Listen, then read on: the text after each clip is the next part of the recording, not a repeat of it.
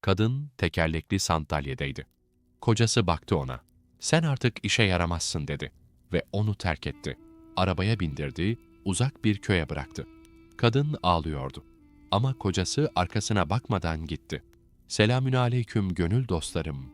Bazen en büyük imtihan hastalık değildir. Bazen imtihan, sevdiğiniz insanın sizi en zor anınızda terk etmesidir. Bugün size öyle bir hikaye anlatacağım ki kalbiniz acıyacak, belki gözleriniz dolacak. Ama sonunda Allah'ın gücünü, sabır etmenin mucizesini göreceksiniz. Konya'da Elif adında genç bir kadın yaşardı. 28 yaşındaydı. Güzeldi, dindar bir kızdı. 5 vakit namazını aksatmaz, Kur'an okur, Allah'a çok bağlıydı. Kocası Murat, 32 yaşındaydı. İnşaat ustasıydı. 3 yıldır evliydiler, mutlu bir çiftlerdi. Bir gün Elif akrabalarını ziyaret etmek için Murat'la birlikte yola çıktı. Konya'dan bir yakın köye gideceklerdi. Yol uzundu ama güzeldi. Elif pencereden dışarı bakıyor, manzaranın tadını çıkarıyordu. Murat araba kullanıyordu, şarkı söylüyordu. Dönüş yolunda her şey bir anda değişti. Karşıdan gelen kamyon kontrolden çıktı. Şerit değiştirdi. Murat fren yaptı ama yetmedi. Çarpışma oldu. Korkunç bir ses, cam kırıkları, haykırışlar. Sonrası karanlık. Elif hastanede uyandı. Başı ağrıyordu, vücudu ağrıyordu. Ama en kötüsü bacaklarını hissedemiyordu. Hareket ettirmeye çalıştı, olmadı. Korkuyla baktı etrafına. Murat yanındaydı, sağ salimdi. Ama Elif'in durumu ciddiydi. Doktor geldi, muayene etti. Sonra Murat'la sessizce konuştu. Omuriliği zarar görmüş, ameliyat yaptık ama kurtaramadık dedi. Eşiniz bir daha yürüyemeyecek, artık tekerlekli sandalyeye mahkum dedi. Murat dondu kaldı. Elif duydu doktorun sözlerini. Çığlık attı. Hayır, olamaz. Ben yürümek istiyorum dedi. Ama doktor başını salladı. Üzgünüm dedi. Bu artık imkansız dedi. İlk günler Murat Elif'e iyi davrandı. Teselli etti, elini tuttu, her şey düzelecek dedi. Elif ağlıyordu ama umutlanıyordu. Kocam yanımda diyordu. Beraber aşarız diyordu. Eve döndüklerinde tekerlekli sandalye geldi. Elif ona oturdu, ağladı. Artık yürüyemiyordum diye üzüldü. Ama Murat yanındaydı. O yeter dedi. Murat'ın annesi Zehra da onlarla yaşıyordu. 60 yaşındaydı, sert bir kadındı. İlk başta Elif'e üzüldü gibi yaptı. Ama sonra değişti. Oğluna fısıldamaya başladı. Oğlum dedi, bu kız artık işe yaramaz, yemek yapamaz, temizlik yapamaz dedi. Sana hizmet edemez dedi. Sen genç bir adamsın. Hayatın bu şekilde mi geçecek dedi. Murat ilk başta dinlemedi. Anneciğim Elif karımdır. Onu seviyorum dedi. Ama Zehra durmadı. Her gün tekrarladı. Sana çocuk veremez artık. Engelli ve işe yaramaz bir kadınla mı yaşayacaksın dedi. Zehra Elif'e de kötü davranmaya başladı. Elif tekerlekli sandalyede otururken Zehra gelir, sandalyeyi sertçe iterdi. Dikkat et diye bağırırdı. Elif şaşırırdı. Özür dilerim dedi. Ama Zehra umursamazdı. Bir gün Elif yemek yapmaya çalışıyordu. Tekerlekli sandalyede mutfakta dolaşıyor, sebze doğruyordu. Zehra geldi, baktı. Sen artık işe yaramazsın, bırak ben yaparım dedi. Elif ben yapabilirim dedi. Ama Zehra güldü. Hayır yapamazsın. Sen artık bir yüksün bize dedi. Elif o sözler karşısında ağladı. Yük müyüm diye sordu. Ben sadece yürüyemiyorum ama ellerim var dedi. Zehra aldırmadı. Ellerinin ne faydası var? Sen benim oğluma yük olmaktan başka bir şey değilsin, artık sakat pislik diye bağırdı. Murat işten döndüğünde annesi onu bekliyordu. Oğlum dedi.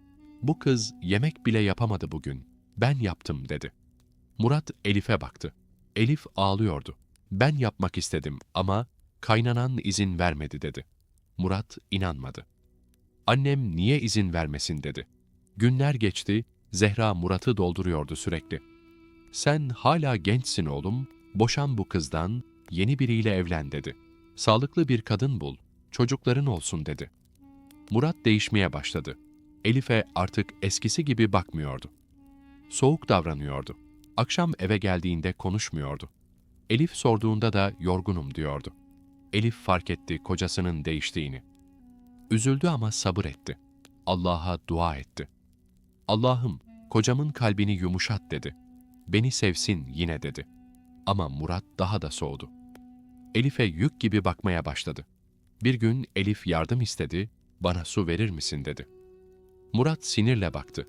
Kendin al dedi, ben senin hizmetçin değilim dedi. Elif şok oldu. Murat, ben senin karınım dedi. Murat güldü, acı acı. Karım mı dedi, sen artık bana eş değilsin, sen sadece bir yüksün dedi. Elif ağladı. Murat lütfen, ben sadece yürüyemiyorum ama ben hala benim dedi. Murat umursamadı, çıktı odadan. Zehra kulaktan kulağa dinliyordu. Gülümsedi, planı işliyordu. Oğlu artık Elif'ten soğumuştu. Biraz daha doldururum ve sonra onu kovdururum dedi. Elif geceleri ağlardı. Kocam beni sevmiyor artık diye, kaynana bana zulüm ediyor diye. Ama en çok Allah'a yalvarırdı. Allah'ım sen beni terk etme dedi. Ben sana güveniyorum, lütfen bana yardım et dedi. Bilmiyordu ki Allah onu duyuyordu. Bilmiyordu ki sabır gösterirse mucize olacağını. Bilmiyordu ki en zor günler geliyordu ama sonunda zafer olacağını. Aylar geçti, Murat'ın davranışları daha da kötüleşti. Artık Elif'le hiç konuşmuyordu. Eve geldiğinde odasına giriyor, kapıyı kapatıyordu. Elif yalnız kalıyordu salonda. Tekerlekli sandalyesinde oturarak ağlıyordu. Zehra ise oğlunu daha da dolduruyordu. Oğlum senin hayatın bu şekilde mi geçecek diyordu. Bu kız sana ne verebilir ki diyordu. Boşan artık diyordu. Yeni bir hayat kur diyordu. Murat dinliyordu artık. Başını sallıyordu. Bir sabah Murat kalktı, Elif'in yanına geldi. Konuşmamız lazım dedi, soğuk bir ses tonuyla. Elif baktı ona. Ne oldu dedi. Murat oturdu, gözlerinin içine bakmadan konuştu.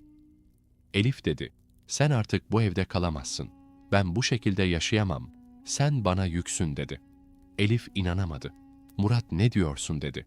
Ben senin karınım dedi. Murat başını salladı. Hayır dedi, sen artık bir eş değilsin dedi. Sen sadece bakıma muhtaç biri oldun dedi. Ben seninle kalamam dedi. Elif ağlamaya başladı. Murat lütfen, ben kazadan dolayı böyle oldum. Ben seni hala seviyorum. Beni terk etme dedi. Murat kalktı. Karar verdim dedi. Yarın seni buradan götüreceğim. Uzak bir köye bırakacağım dedi. Elif şok oldu. Beni sokağa mı atacaksın dedi. Murat, ben sana bakmaktan yoruldum dedi. Annem haklı, hayatımı mahvettin dedi. Elif yalvardı. Murat, yapma dedi. Ben nereye gideceğim? Ama Murat dinlemedi. Çıktı odadan. Zehra kulaktan kulağa dinlemişti. Memnundu. Nihayet dedi içinden. Nihayet bu yük gidecek dedi. Gitti Elif'in yanına. Sen duydun mu? Yarın gidiyorsun dedi. Artık bizim evimizde yerin yok. Ertesi gün sabah Murat arabayı hazırladı. Elif'i tekerlekli sandalyesinden aldı, arabaya bindirdi. Elif ağlıyordu, yalvarıyordu. Murat beni bırakma, ben senin karınım dedi. Ama Murat aldırmadı. Sandalyeyi bagaja koydu, arabayı çalıştırdı. Uzun bir yol gitti. Saatlerce sürdü. Nihayet uzak bir köye vardılar. Küçük bir köydü. Konya'dan çok uzaktaydı. Murat arabayı durdurdu. Elif'i indirdi. Sandalyeyi çıkardı, Elif'i oturttu. Sonra baktı ona son kez. Sen artık bizden uzak olacaksın. Evimize gelme ve beni arama dedi. Elif ağlıyordu, haykırıyordu. Murat yapma, ben nereye gideceğim dedi. Ama Murat arabaya bindi. Arkasına bakmadan gitti. Elif sokaktaydı. Tekerlekli sandalyede, yalnız, çaresiz. Ağlıyordu, titriyordu. Allah'ım ne yapacağım dedi. Nereye gideceğim dedi. İnsanlar geçiyordu, bakıyordu ama kimse durmuyordu. Saatler geçti. Elif açtı, susamıştı, yorgundu. Pes etmek üzereydi. Sırada yaşlıca bir kadın yaklaştı. 60 yaşlarındaydı. Başörtülüydü. Nazik görünüyordu. Kızım ne oldu diye sordu. Elif baktı ona. Ağlayarak anlattı. Kocam beni terk etti dedi. Buraya bıraktı, gitti dedi. Kadının gözleri doldu. Allah Allah dedi. Nasıl yapar insan böyle bir şey dedi. Ben Meryem'im, gel benimle. Seni evime götüreyim dedi. Elif şaşırdı. Gerçekten mi dedi. Meryem başını salladı. Elbette dedi. Seni sokakta bırakamam dedi. Meryem Elif'i evine götürdü. Güzel bir evdi, temizdi, huzurluydu. Meryem zengin bir kadındı Ama çok alçak gönüllüydü. Çok imanlıydı. Elif'e oda verdi, yemek verdi, ilgi gösterdi. Elif o gece ağladı çok. Meryem teselli etti. "Ağlama kızım," dedi. "Allah seninle," dedi. "Kocan seni terk etti ama Allah seni terk etmedi," dedi. "Sabret," dedi. "Allah sabırlılara yardım eder," dedi. Günler geçti. Elif Meryem'in evinde kaldı. Her gün namaz kıldı, dua etti. "Allah'ım," dedi, "sen beni terk etme," dedi. "Sen bana güç ver," dedi. "Ben sana güveniyorum," dedi. Meryem köyün imamına danıştı. İmam Konya'da devlet hastanesinde iyi bir rehabilitasyon programı olduğunu söyledi. "Belki bir şans var," dedi. "Belki tedavi olabilir," dedi. Meryem hemen başvuru yaptı. Elif'in dosyasını hazırladı, gönderdi. Bir ay sonra cevap geldi. Elif programa kabul edilmişti. Meryem sevindi. Elif'e müjdeyi verdi. "Kızım," dedi, "seni Konya'ya götüreceğim. Orada tedavi olacaksın," dedi. Doktor Elif'e tıbben yürümen imkansız demişti. Ama Elif'in yüreğinde bir ateş vardı. Çok mutlu oldu, ümitlendi. "Belki yürürüm," dedi. "Belki Allah bana şifa verir," dedi. Konya'ya gittiler. Devlet hastanesine başvurdular. Doktorlar Elif'i muayene etti. Durumu ciddi ve ümitsizdi ama denemek istediler. "Size garanti veremeyiz," dediler. "Ama çalışalım," dediler. Seanslar başladı. Her gün hastaneye gidiyordu Elif. Fizyoterapistler onunla çalışıyordu. Bacaklarını egzersiz ettiriyorlardı. Kaslarını çalıştırıyorlardı. Çok ağrılıydı, çok yorucuydu. Elif bazen ağlıyordu acıdan. Ama vazgeçmiyordu. Her gün dua ediyordu. "Allah'ım," dedi, "sen şifa verensin," dedi. "Sen mucize yaratan," dedi. "Lütfen bana yardım et," dedi. "Ben sana güveniyorum," dedi. Meryem her gün yanındaydı. Teselli ediyordu, moral veriyordu. "Kızım sabret," dedi. "Allah seninle," dedi. "İnşallah yürürsün," dedi. Aylar geçti. Bir gün 3. ayın sonunda garip bir şey oldu. Elif seanslardan birinde ayak parmaklarının hafifçe kımıldadığını hissetti. Şaşırdı, hayal mi görüyorum diye. Fizyoterapiste söyledi. Terapist baktı, test etti. "Evet," dedi. "Hareket var," dedi. "Çok küçük ama var," dedi. Doktor çağırdılar. Doktor muayene etti, şaşırdı. "Bu imkansız," dedi. "Omurilik hasarında bu olmamalı." "Ama oluyor," dedi. "Gözlerimle görüyorum. Mucize gibi bir şey," dedi. Elif ağladı sevinçten. "Allah'ım," dedi, "sen beni duyuyorsun. Sen bana şifa veriyorsun. Şükürler olsun," dedi. Seanslar devam etti. Daha yoğun çalıştılar. Elif daha çok dua etti. Daha çok sabır etti. 6. ayda bacakları daha fazla tepki vermeye başladı. 9. ayda dizlerini bükebildi. 12. ayda ise mucize gerçekleşti.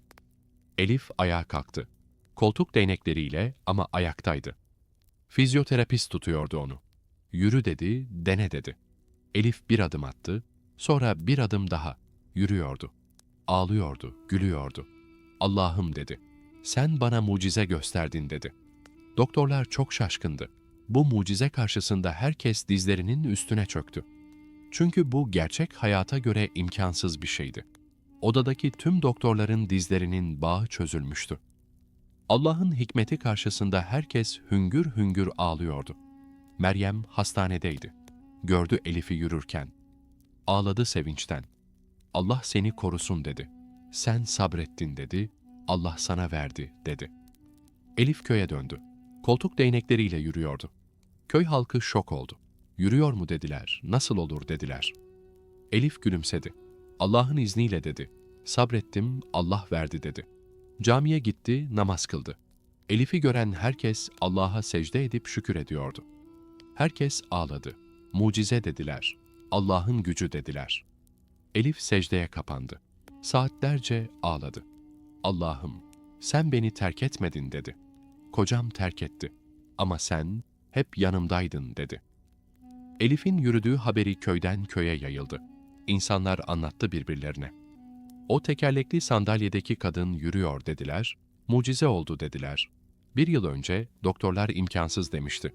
Ama Allah mümkün yaptı," dediler. Elif'in yürümesi efsane gibi yayılıyordu. Haber sonunda Murat'ın köyüne de ulaştı. Murat'ın bir komşusu o köye gitmiş, Elif'i görmüştü. Döndüğünde Murat'a anlattı. "Senin eski karın Elif," dedi. O yürüyor dedi. Koltuk değnekleriyle ama ayakta dedi. Murat dondu kaldı. Elif mi? Yürüyor mu dedi. İnanamadı. Doktorlar imkansız demişti. Bir daha yürüyemeyecek demişlerdi. Nasıl olur dedi. Komşu anlattı. Allah'a çok dua etmiş dedi. Konya'da tedavi görmüş dedi. Sabır etmiş dedi. 12 ay sürmüş ama nihayet ayağa kalkmış dedi. Şimdi köyde herkes onu konuşuyor, mucize kadın diyorlar dedi. Murat o gece uyuyamadı. Elif'i düşündü. Nasıl terk ettiğini hatırladı. Uzak köye bırakışını, Elif'e söylediklerini, arkasına bakmadan gidişini. Utandı. Vicdan azabı çekiyordu. Ben ne yaptım diye düşündü. Ben karımı en zor anında terk ettim dedi. Annesi Zehra'ya söyledi. Anne dedi, Elif yürüyormuş dedi. Zehra şaşırdı.